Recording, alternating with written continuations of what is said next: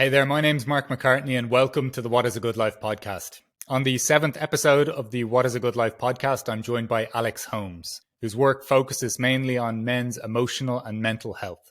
Alex is the founder of The Mindful Life. He's an award-winning podcaster through his podcast Time to Talk with Alex Holmes. He's authored a book, Time to Talk, How Men Think About Love, Belonging and Connection, and he's a therapeutic coach. In this episode, Alex takes us on his journey from experiencing breakdowns at work to redefining his relationships with himself and with the people around him, discovering his purpose in serving men's mental health, and he brings up many of the challenges that men experience in addressing their own mental health. I follow Alex's content online, and he's always someone who I see as firmly rooted in his purpose in a very genuine way. And he's also a wealth of knowledge on the challenges that men experience with their own mental health. So I really enjoyed this conversation and took a lot from it, and I'm sure you will too. And if you enjoy this conversation, please like, share, and subscribe, as I appreciate any support at this stage of my podcasting journey. So without further ado, the 7th episode of the What is a Good Life podcast. So thank you very much for joining me today, Alex. The first question I have for you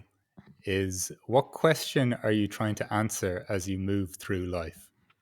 What question am I trying to answer? I'm never going to be surprised or shocked by the questions that you throw at me. They are always like roadblocking. I think the question that I'm trying to answer is not necessarily what is it all for, but why is it all for? If that makes any sense. I'm big on the why. I mean, I know that at the end of the day, it's the circle of life and things happen. There's ebbs and flows. It's kind of like a sound wave. But I think I'm always in the pursuit of why all the time. So yeah, I think why is it all for? I think even in everything that I do, through the therapy and through my therapeutic coaching and through the mental health stuff, I've always been sitting down. I've been driven by my why. Like, why am I doing it?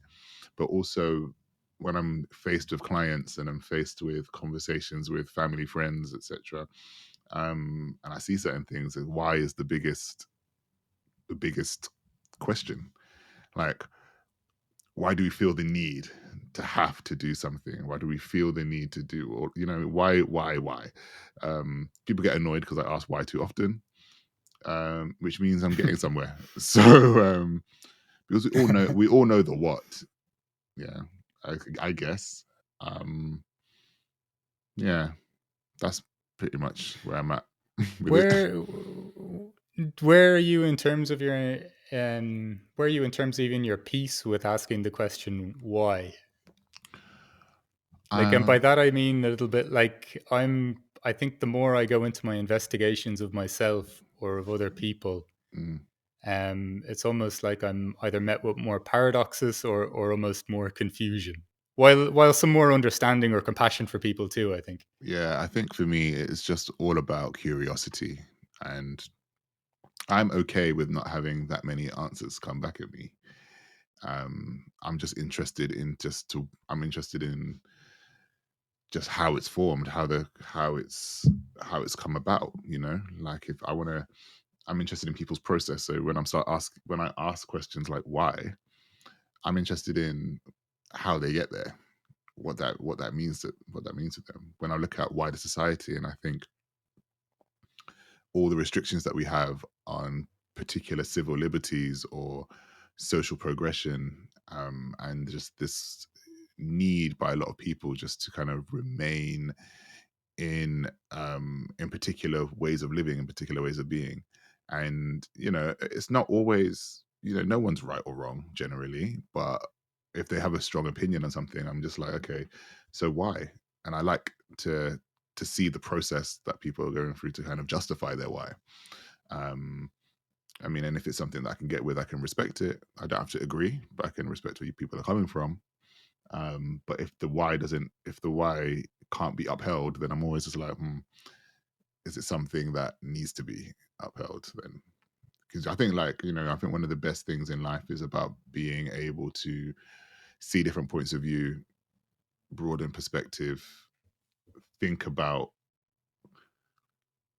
who you are in the space, and consistently be on an evolving train, consistently going, but you're just evolving, expanding, meeting new people, learning new things, discovering new ideas and whatnot.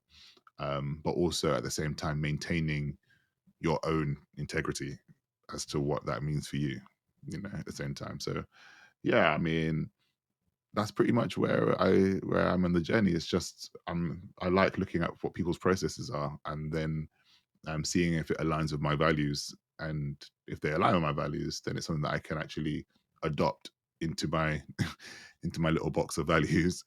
If they don't align with my values, um, then it's a question of, okay, cool. Well, I understand that's a point and where that's coming from. So the why then isn't it's not almost, I think sometimes why is almost, there's a certain judgment sometimes that we can make implicit within that. Mm. But from your perspective, it is just driven by a genuine curiosity. And even Yeah, if we have a point of difference, I th- I just want to understand it. Because, yeah, I was gonna say, I think that life is just more fun when you're curious. and just knowing your journey then, even from starting out in life as a journalist, is that what moved you into that area first? Um,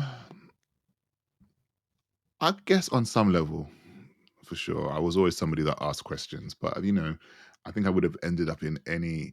So, for those who don't know, I work as a hypnotherapist and therapeutic coach right now, and I'm working towards becoming a psychotherapist. And a lot of psychotherapists are asking questions all the time, and I feel like I would have ended up in any kind of profession that had me asking questions regardless, just because I was just always somebody who was asking questions about something.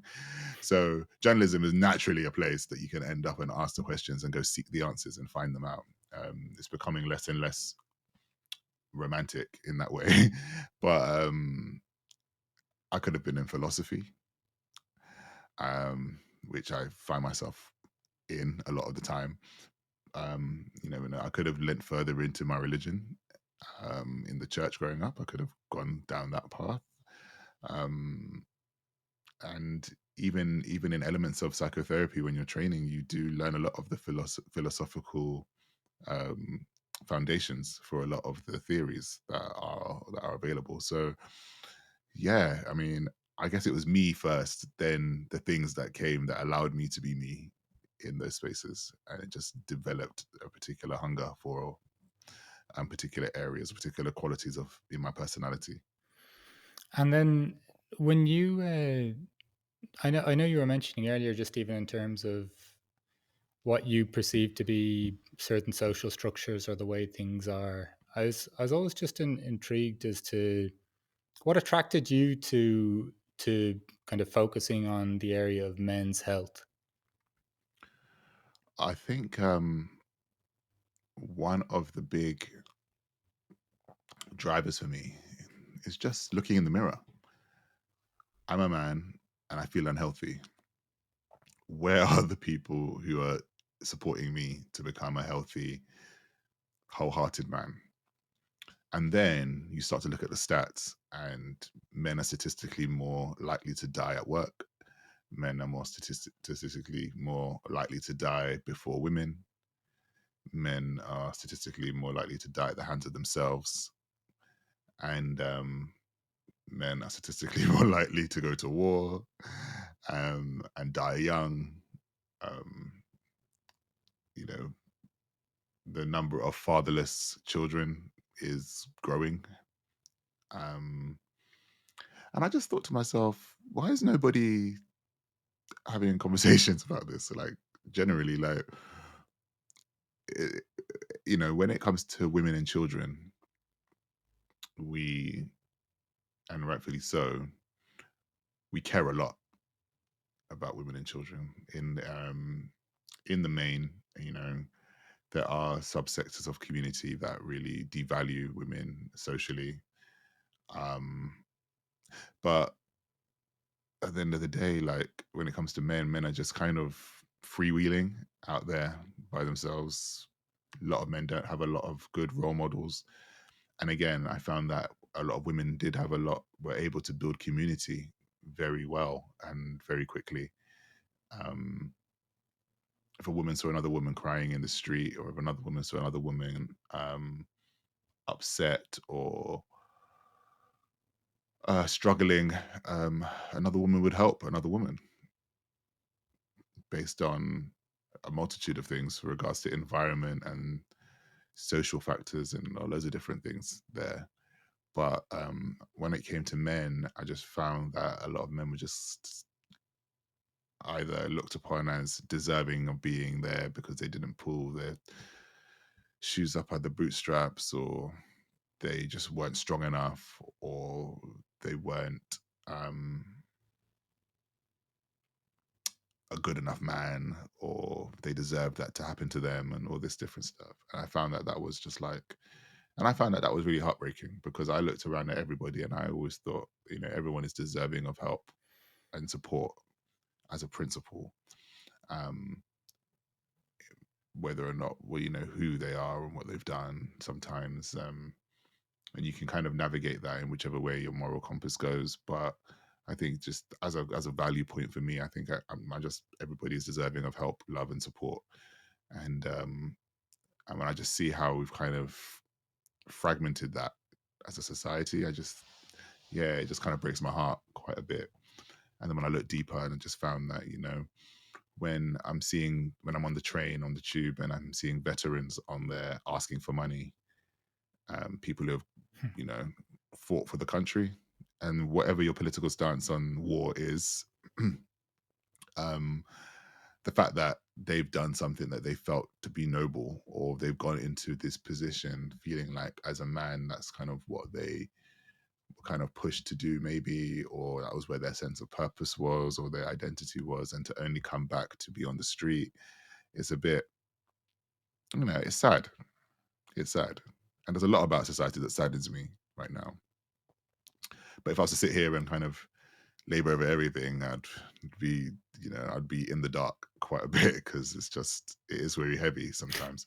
So that's kind of what led me to really focusing on men's mental health and men's health itself. Um, yeah.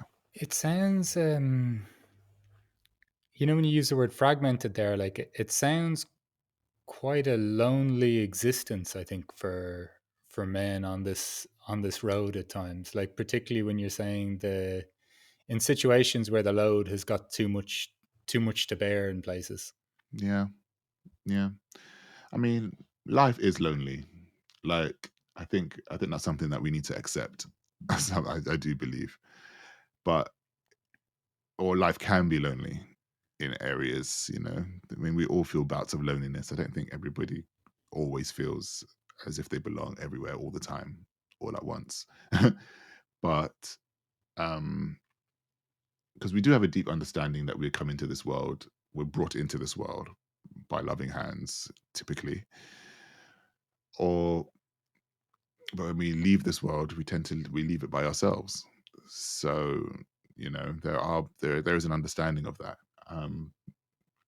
But I do think that a lot of what happens with men is that if we use the word fragmentation again, our social connections and our relationships, the quality of those relationships and those connections are challenged and are compromised from a young age. And we learn not to trust from a very young age. We learn that we get a lot more attention when we're boisterous or destructive than we do otherwise. um Sometimes it's about not really bringing much attention to yourself, but if you don't get any attention, if you don't get any love, if you don't get any care, then sometimes you're going to try and get attention in whatever way you possibly can. But um and boys do develop a bit later than girls in some areas. So again, it's like we're just on a back foot in some areas, in some ways, just probably like just socially. But the way that society is set up, we're on a back foot developmentally and socially, but we are also um privileged in how we are, how our status is in society. So you're conditioned to feel as if you have no problems, but when you do have a problem, you don't feel like you can say that you do have those problems, because you shouldn't have any problems because you're a man, and men don't have problems, do they? So you're just in the you're just in an infinite loop of just confusion all the time until you break out of that. It's awful. What helped, just for you personally, what helped you to not only just, let's say, to break out of that infinite loop of confusion, but also then to come out of it as some in ways with a mission as well? Um, what helped me? I mean, again, like Mark, I was pushed to the edge. Like I was pushed to a point where I was like, I had 3 breakdowns at work because I was in that infinite loop of I have a problem, I can't speak about it. I have a problem, I can't speak about it. I have a problem, I can't speak about it. And then you add in the how do I cope part, and the coping part is a negative coping mechanism, and you're back into the problem again, and you're just in this really weird kind of weird cycle. And so yeah, I had the breakdowns, and I sat down and I thought to myself, I can't keep doing this. My body was reacting against me, and it just wasn't. Um, I wasn't doing well. I didn't feel well. I didn't feel good about myself emotionally. I didn't feel good about myself physically. I didn't feel like I was a whole person. We're back to the fragmentation word. I felt broken generally. So yeah, I think there was a moment where I just sat down and kind of had an epiphany of just, you need to sort this out, because it's very sketchy right now. And then I was reading all the stats around suicides, and I was like, I wasn't having suicide ideation, but I didn't want to get there. When the mind is presented with an option, it starts to consider options. So I thought, no, I don't want to do that. Went to therapy, um, and the source of it all was about developing and understanding my relationships. And I began to really investigate those relationships and started to look inside them and think, not necessarily what am I benefiting from, but does it serve me? Am I getting what I need in this relationship, in this friendship, in this partnership, in this, as a son, as a son to my parents, as my parents to me? And I mean, am I getting what I need? Am I giving them what they need? Um, as a brother, all these different things. So I started to really kind of really gut out all of my things. I just emptied my suitcase on the bed and just started fishing around for things that were just things that were there that didn't need to be, tools that were there that weren't being used, outdated things, all of this different stuff. So I started looking at what I had, all the resources in there, and I just said, you know what, most of this stuff needs to get thrown away so I can start again and make space. The stuff that's useful I can use. The stuff that's not, I can get rid of. Things I'm holding on to, I can either give away, or so there's loads of different avenues I took, but that was pretty much it. Like, it was after the breakdown, that was kind of the impetus to me to say, look, you need to start to reevaluate your life, reorganize.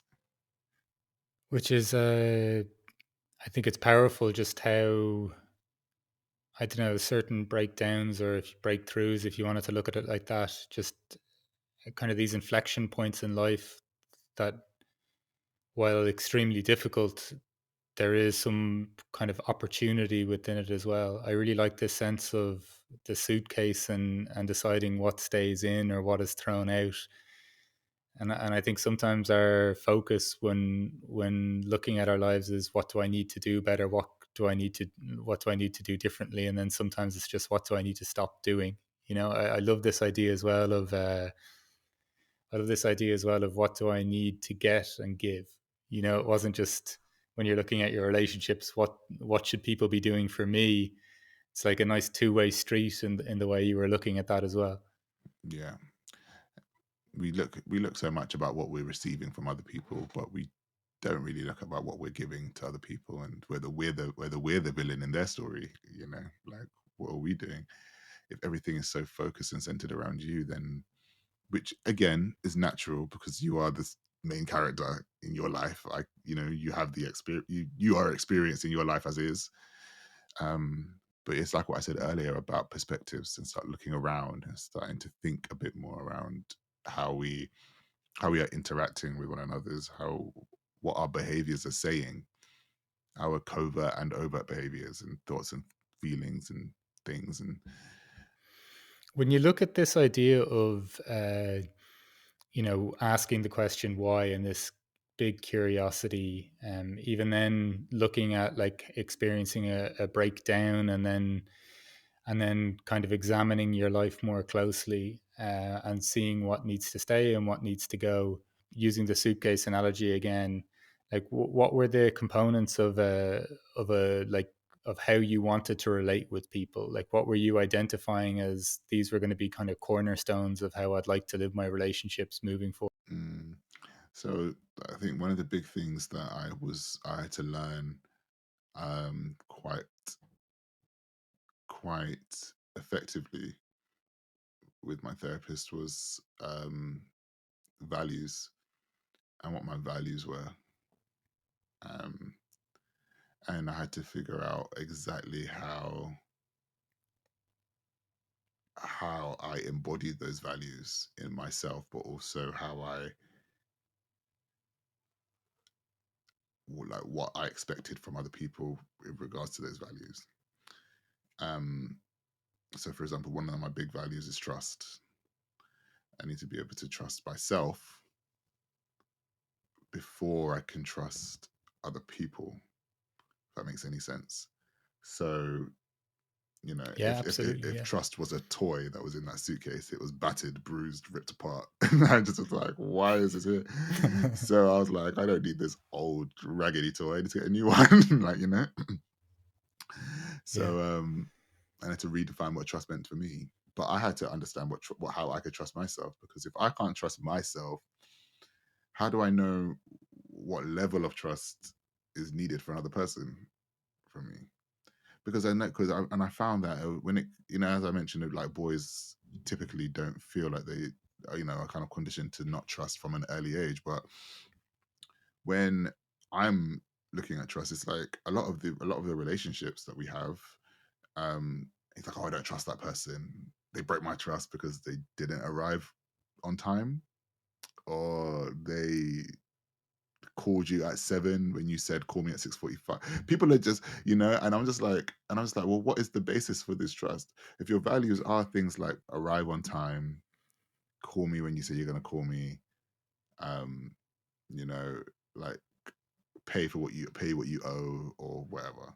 If those are your values, but you also have to kind of, I feel like there's also a part of you that has to look at kind of reason and benefit of the doubt, and those kinds of things, and weigh up the fact that if those things aren't met, at what point is it breaking point? Do you see what I mean?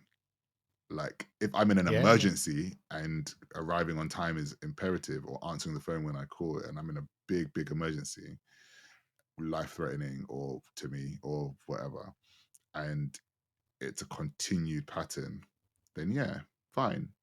You know who you can and can't trust in that situation. So you have to figure out who you can, or you make it very clear. So my whole thing was about trusting people, but also trusting myself to know what my values were, and to know what my peace of mind was, and then figuring out what the limits were on it.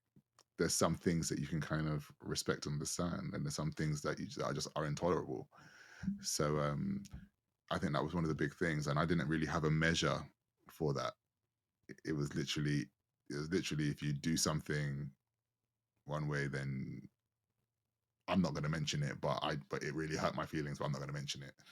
because am I wrong? Am I the one that's overthinking this? So again, I start to beat myself up because I don't trust my own thoughts and feelings around such a sort of Yeah, thing. yeah. And I had to kind of reframe all of that and just thought, you know what? It's not that deep. It's not that big of a problem. It's fine. I can kind of move onwards. But when it is a problem, I can communicate it and we can move forward. My whole thing is about how we move forward from this and not kind of stuck in me making assumptions about things that just might not even exist. People can forget. People might not have the same values, and that's absolutely fine. But you just have to be able to communicate that with yourself and understand how you think around it. I think there's a few lovely ideas here, and that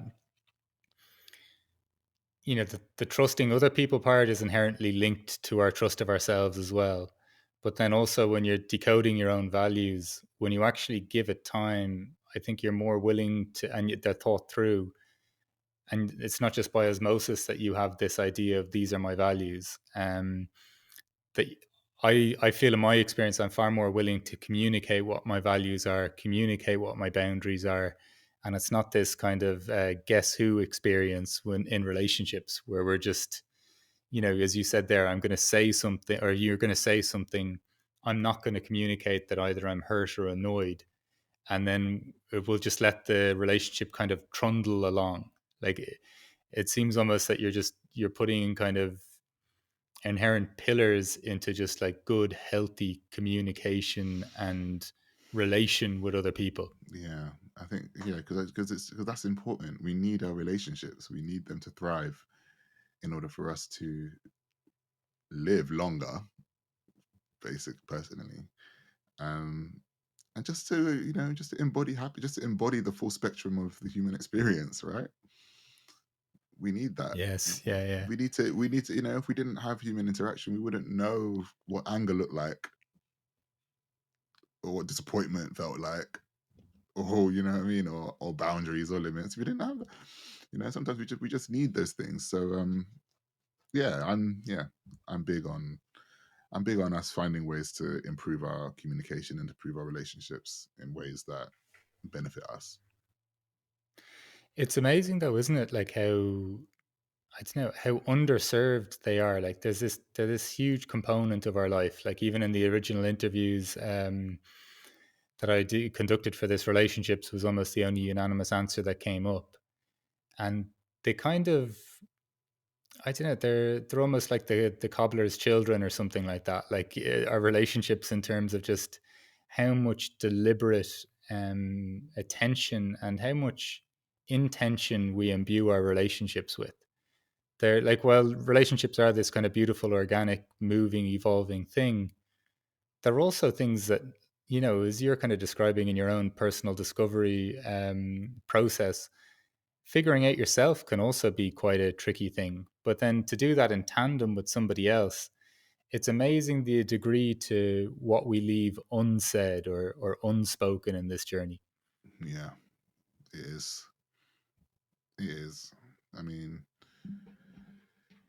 we all have we all have a private self, the things we don't share, you know, and we spend an inordinate amount of time trying to decipher what it is that we should and shouldn't share or can and can't share. And I mean, ultimately, what we don't share typically is because it's not always safe to.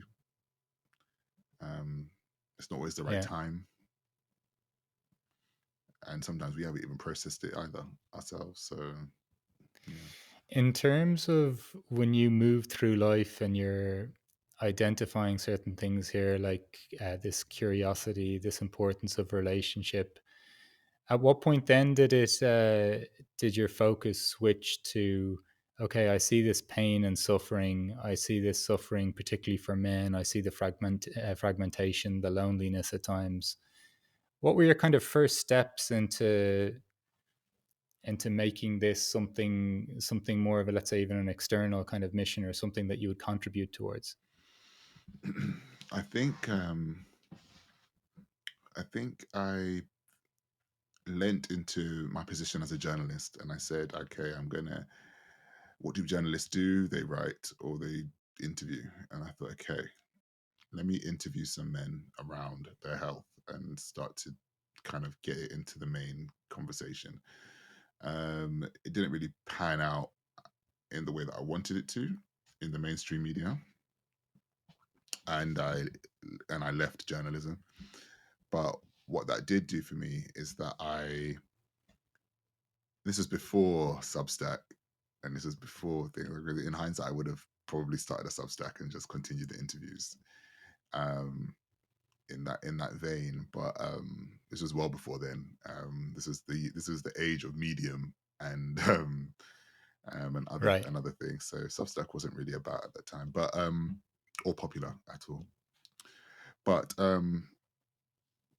after that, I just bagged all the interviews and I kind of took it to my podcast, and I began to have the conversations on my podcast about it.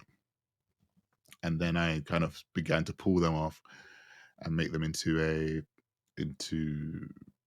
document, and then that document became a book.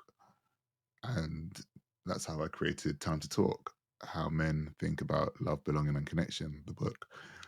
And then I was still searching after the book was written. I was thinking, what is it? There's more here, because I'm reading this from the position of, I'm writing this and reading this from a position of a journalist. And I'm like, there's so much more here. What is going on? What can I do? Why did I write this book? Again, we're back at the why. Why did I write this book? Why are men going through all this? Why? And then I was like, well, what can I do in order for me to be of service? And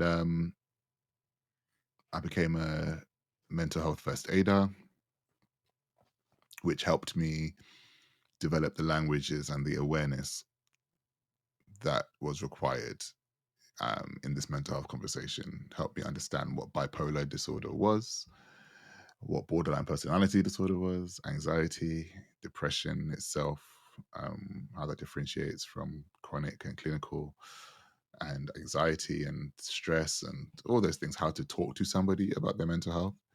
And I thought, oh, this is actually really good. I really enjoy this as a topic. Um, but I can't do much with it though. I work for myself. Mental health first aid is helpful when you are in a workplace generally, or in a populated place, because you can actually interact with one another. I work for myself. I work by myself quite often, but it did help me look at things a lot differently, a lot more differently. Yeah, a lot differently. And but then I thought, okay, I want to figure out more. So I then went on to become a health coach,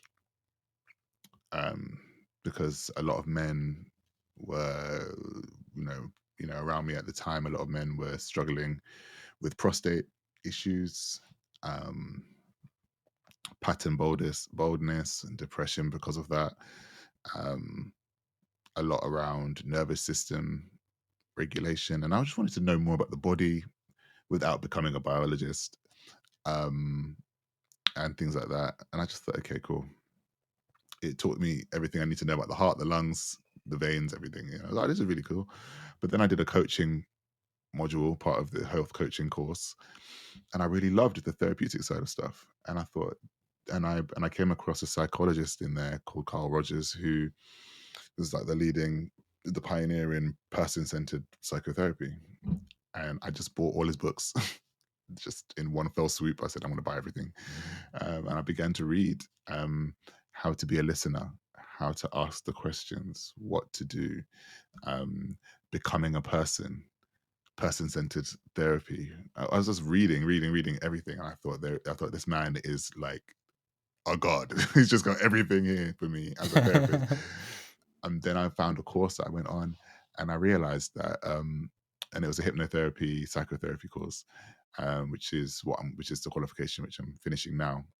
And I just realized that Carl Rogers is just like a small part of a infinitesimal like conversation around mental health and Yeah. psychotherapy. And as you know, there's Freud, there's Jung, there's Adler, there's everybody, yeah, and it just kind of just goes. on and on and on. And there's people are developing theories and understanding new things, and third wave, first wave, second, all these different things. And I just thought, this is where my people are. This is where I need to be. And and those are the steps towards how I got to from there to there. And all with the focus of me being able to be of service to people who can't articulate their situation or don't have the language or the resources to do it. And whether that be men, women, non-binary, whether that be black people, white people, whoever, we all struggle with very similar things, and we just need to be understood. And I think that's one thing that we're just really trying to do each day. Um, but when I'm focusing on men, because of the social makeup of society, I feel like once men get to a point where we can actually articulate our situation in a way that is not harmful, and that we understand more about ourselves and become self-aware and actually appreciate things, um, I think that we can actually really change.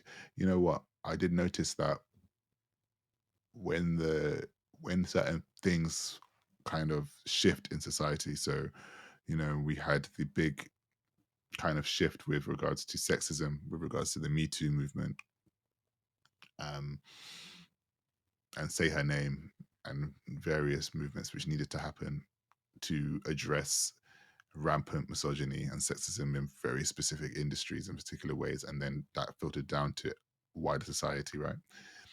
We have Stop Asian Hate and Black Lives Matter. Those are key movements which, and um I'm sure they're similar for a Latinx movement too, but there's a key movements to help oppressed people of color to be able to make change in those particular ways. We've had queer liberation fronts, we've had all of these different things, but at the helm of it has been a lot of men who just aren't moving in a direction because, as I mentioned earlier about the hierarchies and positions of where men tend to sit, if they happen to be a straight white male of a particular economic class, there's nothing for them to change. It's because everything is external. But when we start looking at what's happening in here, what's happening in our heart, what's happening um, on the inside, then they can at least make a step towards that, you know, and it should be that. It should, like, and I tried not to use the shoulds, but I do feel like it should be that. It should be, regardless of your circumstance, men should be able to look inside their hearts and start to move compassionately, because we've been focused so long on what is working for us externally, the material gain, the gaining status through power, the um, economic gain and potential that men have over women. Building the status of being a family man and not a bachelor. How many children you can produce, but it's never looked at, what the woman is giving birth to them, sort of thing. You know what I mean? Like, Right, it's right. everything is external. How big your car is, how big your house is, how much money you earn, who you are in society, but not necessarily who you are at home, sort of thing. It's all of these different things. Everything's outside of us. And I think in the more that we can and I looked at it and I thought, through all the training and things like that, I'm like, well, a lot of men just aren't looking inside. We're not, men don't talk enough, quote unquote. Men aren't in therapy. Men are dying by suicide. And and I do feel strongly that it's because we're not looking inside ourselves enough, and we're not, and we're killing that part of us inside ourselves when we're young boys.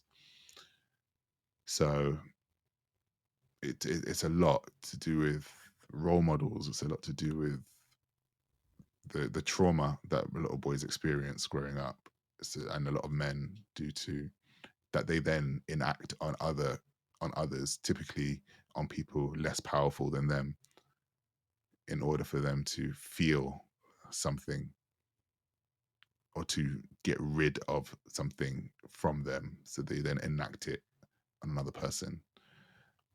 And that's why I keep saying, if we don't heal men, and if men don't pursue a life of compassion, connectedness, love generally, if we don't pursue those things in life, if we don't look inwards and become internal and do it genuinely, not to gain from other people, but do it genuinely, do it Yeah, to yeah, connect yeah. with other people, we can heal a lot of things. We can raise children who feel seen, heard, loved, and cared about. We can engage in connected relationships. We can love people. we can see a man on the street, and as a man, not feel ashamed that this man is crying, and then you can sit there with this man and cry with him, and no one, Mm. and you can get them up and help them to the next bit, you know. But there's this whole thing about gender motivation theory, and the whole idea that men's motivation is dominance and women's motivation is connection and safety. And I'm just like, how much of that is even true? Really and truly, like, don't we all strive for that? Don't we all strive for? Yeah, man, it's geez, I don't even know where to begin in response to that. You covered so much, but I think there's this really beautiful element of it's kind of it's hard to almost understand like the focus on the external, even the focus on the maybe the more dominative aspects of striving, the almost the unwillingness to go within and the constant seeking of things outside.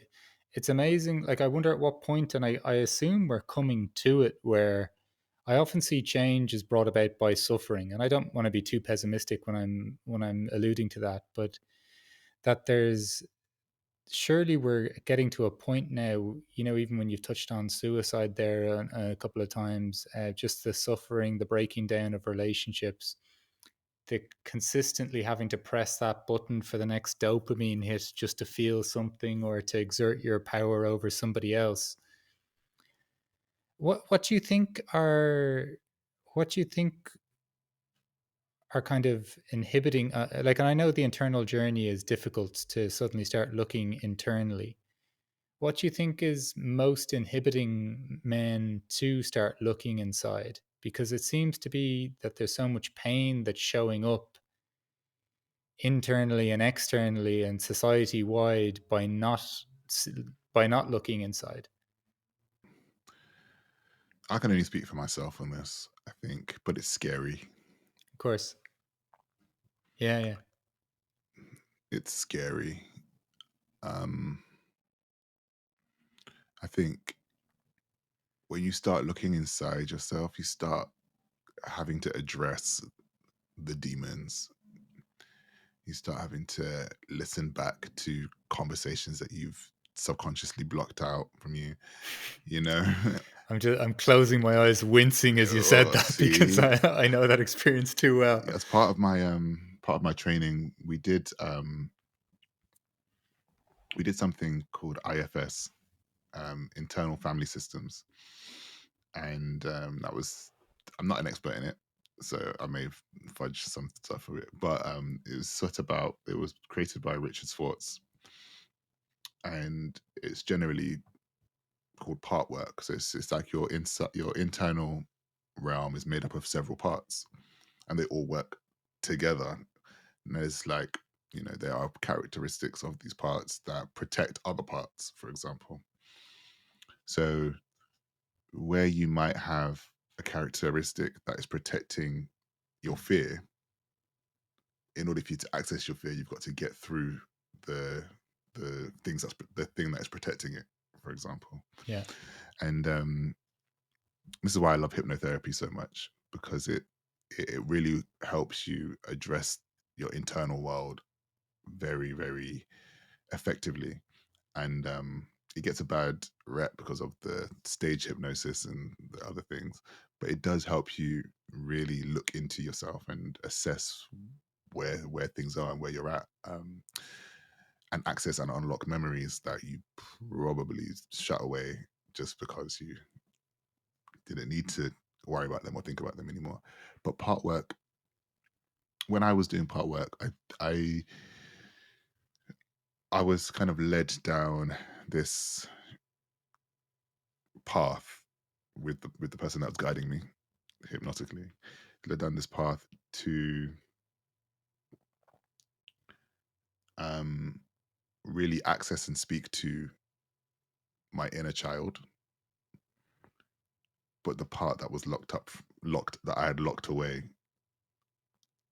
in a very, very kind of cold and unwelcoming way. And if your inner child is stuck in there, it will either attack to try and get out, it will withdraw, it will do all these things because it's not protected, it doesn't feel safe by you. And I always looked at that and I always thought to myself, it's scary going down there, going into that space, because now you have to confront something that you've neglected, you know. Um, and I looked at that and I thought to myself, you know what? I hadn't actually had fun, actual fun, in a long time. What does that look like for me? All my fun is adult fun. It's like, I'm going dancing, I'm going drinking, and doing adult fun things. But then I'm like, what actual childlike fun have I not done?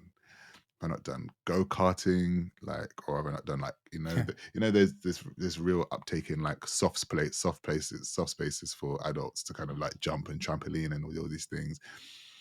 Like, have I really just not tapped into those areas in my life? Have I really not gone out and just enjoyed myself because I've locked away the core part of me that was told to grow up and to be serious and be mindful, not even mindful, but just be serious and be an adult. And I locked that little child away, and then I just gone away and just been serious about everything, take on responsibilities, and a key part of my life took that turn because I had to take on a lot of responsibility from an early age, and that meant that I had to do things that I never would have really had to do if certain circumstances hadn't happened. I wouldn't have had to do those things so early. Probably would have been a bit easier on myself. Probably would have been able to um, gradually grow up. But I had a strong sense of responsibility that I put that on myself, and my environment did that too. So once we start looking inside, it becomes it's like Pandora's box. You open it and all of the darkness comes out, but at the bottom of it is still hope. So at least you can at least be like, all right, cool. Yeah. Hope is still there. But you got to get through all the shit. You got to get through all of that stuff. It's just, wild. I was looking at an interview of yours with the guy that wrote Shantaram. What's his name again? Gregory David Roberts. Yeah, and there's something for anyone who's not aware of the story. He was essentially a bank robber and a heroin addict in Australia, who then moved to India. He ended up being a doctor in the slums in Mumbai. He just lived the most crazy life, and he seems to be in quite a peaceful state now. And you know, when you're just mentioning hope there, it kind of taps into that a little bit, where you're just kind of like, wow. I think at one point you said it kind of gives you hope, his situation, even that he just went through things that most of us, that almost pale into insignificance, what we're not forgiving ourselves for what maybe he did at some point, and yet still there was kind of a redemptive arc in his life.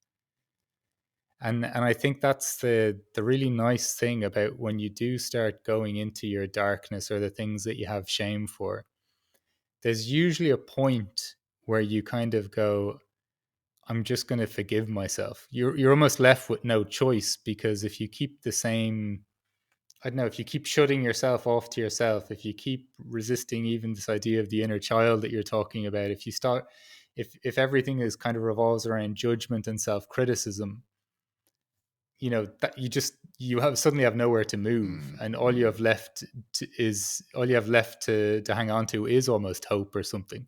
So I almost think that there's an inevitable part of an internal journey where you will, I don't know whether you hit the floor or something and all that's left is hope, but there is still something there at the bottom of it all, if you know what I mean. Yeah, there has to be something. There has to be something.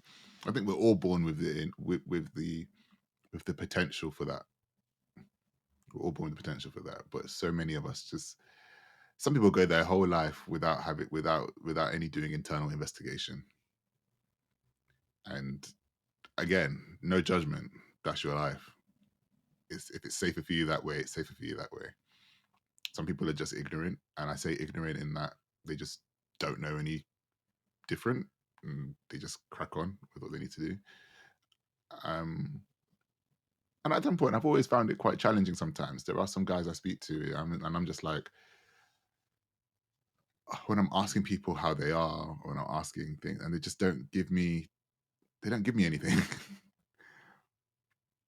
Yeah, I'm yeah, like, you're not giving me anything. Like here, you know what I mean? Like, it's just bland. Like, whenever somebody asks me how I'm like, oh, I'm all right. I'm quite expressive, and I'm quite like, but something people just don't have any, they just don't have anything to give, and I'm just like, this is interesting. If I had time, I would sit here and try and unpack it with you, but like sometimes, we got things to do. So and I get it. And it's hard for a lot of people, and it's dark, and it's scary. So which is why I think that a lot of men don't go that far, because I even had a conversation with somebody, an older man, and I said, "Oh, men don't go that far. Then men typically, statistically and socially, men have more time than women, right? Um, there's because women embark upon, or it's a gender theory, which I actually agree with, and they have women embark upon something called kinkeeping, which is all the unpaid cerebral and physical labor that women tend to take on in a household, for example, that men do not consider. Whether this happens naturally or intentionally, I don't know personally, because I'm not a scientist of that profession, but I did find it an interesting theory where, um, and I saw it as an example with some family members when everybody was rushing to get to there. Everybody had to leave at the house at a particular time. I was in the house because I was using the kitchen, and they were going to leave me in the house, and I lock up and I come and meet people after. But these two people, they're married, and the man is concerned about his wife. He wants to make sure that she's drinking tea because she's not feeling too well. It's wintertime. And that's all he's doing. While I'm doing what I'm doing, I'm just observing life, just watching. But so that's all he's doing. He's crushing ginger, he's doing lemon, he's making all this different stuff for her. What she is doing is creating a list for him to remember what to do for the period, which is Christmas, for the period, while chasing two kids who are under the age of 5, and to get them washed, cleaned, fed, while thinking about the food that they're going to bring down in the car for the long journey for the kids, while thinking about the things that the husband needs to pack in the car so that they don't forget certain things for the kids and themselves over the Christmas period, which she is then applying to a list for him to remember. Then, when all of that is happening, he's handing her the drink so that she can feel better.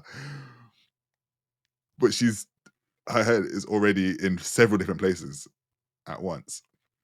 And then when we're leaving now, she's the one that's telling me how to lock the door while holding my nephew, for example, and not right. and telling and knocking and telling me how to lock the house and what to do at X, Y, and Z while everybody else is in the car. So that whole like all of that, when I found out what king keeping was, and I saw that as a thing. I was like, this is very interesting. So when I look at it, I think that men have more time than women. That time over time has been used for developmental stuff or career progression or technologies or things to be able to do, because there's certain things they don't need to think about. But I'm like, you actually have more time to be introspective. Like, now, you know women are made to feel that they have to be introspective, so they and a lot of them are introspective about who they are. A lot of women's shame comes from what they're not fulfilling as women, and a lot of different stuff, whereas a lot of men don't necessarily get to that place. you know Shame, if you were to bring shame to a woman, they'd probably understand the deep intricacies of shame in a Right. way that men just be like, shame, huh? So that's my battle generally. That's my battle generally. If you weren't, what I mean, I work with shame and vulnerability and worthiness and imperfection, and I work in those areas. My battle is trying to bring that to men in that way. And you have to bring it to them in a different way, because a lot of men haven't done the work because they haven't spent the time to go inward, because everything is external, because they've never needed to go into, and it's just it's an infinite loop of just things, of just shit. That's just kind of like, we need to deal with that all. I said a lot there, but the point is, women have a lot more to consider generally in life, and they have less time, which is unfair and it's inequitable, and we need to be able to start sharing that load. In the main, though, a lot of men aren't going internally enough, even with all the time they have. Yeah, it's fascinating in terms of, yeah, just the idea of the opportunity is there, but it's just going to be I don't know, a question of people that are doing the kind of work that you're doing, and raising more awareness and consciousness of the need for this, and I think allied with the level of suffering that we're seeing now, obviously, suicide being the biggest killer of men. I think even all the way up into under the age of 50, like, we're getting to a point, I think, where it's almost getting so absurd. Um, and if it weren't so bloody tragic, you know what I mean? The kind of predicament that we're in. Um, when you look through the course of kind of what you've been describing in this conversation, like, first of all, a question of why for you that drives so much. Then even, following that into journalism a bit, then experiencing breakdowns, and also having a lot of why questions around, then even the experience you have of even trying to understand yourself, coming away with the idea that relationships and trust are so important, and that these are kind of fundamental things, and then that you even a connection with the outer world, and trying to help an element of like a social problem that you see as well, and the work that you're trying to do there, and then the significance again of going internally and not trying to shy away from this, while also not being ignorant of the difficulties that are involved in that. Mm-hmm. When you look at all these kind of reflections of yours, if I were to ask you, just in terms of even more holistically than that, again, of the question of what is a good life for you, what first comes to mind for you? Peace. Peace. Yeah. The first thing, I just want to be done, I just, what I mean, I know that, I mean, I'm absolutely walking in my purpose. I'm absolutely mission set, mission centered, and mission led. I definitely have drive, and I'm doing what I believe I was brought here to do. That is consistently becoming clearer and clearer as life progresses, and I think that happens to most people when they invite that to happen to them and they let that happen. Um, but it's hard. Like, I just, Yeah, yeah. I just want to just I just want to just run through a valley and just let my feet hang into the river stream and just, sit under the sun and watch the birds fly across the thing sometimes, like it's just, yeah, just, just Sounds pretty sweet, doesn't it? just lay there and, write poetry or something each day. And doesn't mean I can't do this, but it's just like, it's just like, it is a grind a lot of the time, and I just want peace, in whatever way it comes. I just feel like, peace is a good life for me, um and I just think that I like tranquility. um I like harmony. That's what I like. I think, let me go there. I like harmony. I like things to be in harmony with one another. I'm very good with polarities and things. Like, I know that good comes with bad, and I know that death comes with life, and I know that, you know it comes, like, gain does come with a loss in some way. I'm good with that, um because it's harmonious, and I like the harmony. I like the balance stuff. It keeps me in check. It keeps me good, it keeps me all right. Yeah, yeah, yeah. um so yeah, I think harmony is what makes a good life for me. Gosh, final answer, Mark, for Yeah, $1,000,000. harmony and peace. Yeah, I think it's interesting though, man. I think for as much as we think we want to be happy, we want to have this and that, we want to have these possessions or these external things. Anytime someone says the word peace to me, I think something in my heart just opens up and it relaxes Mm, or it unclenches or something. And I'm like, yeah, that's the word we're all after, I think. And Alex, I must say I appreciate your all that you've shared on in this conversation, your openness in describing your highs and lows. And I also, just to say, I believe that you're on your mission as well, man. thank And you. I really, I encourage anyone who's listening to check out Alex's work. I'll be leaving links. I'll be leaving links in the bottom of this, the notes for this podcast. And I wish you the best on your mission, man, because I think you're someone who I know that's showing up to it, wholeheartedly and with a very genuine sense of purpose as well. So Thank you, thank man. you very much for your time, man. Thank you for this. I always appreciate it.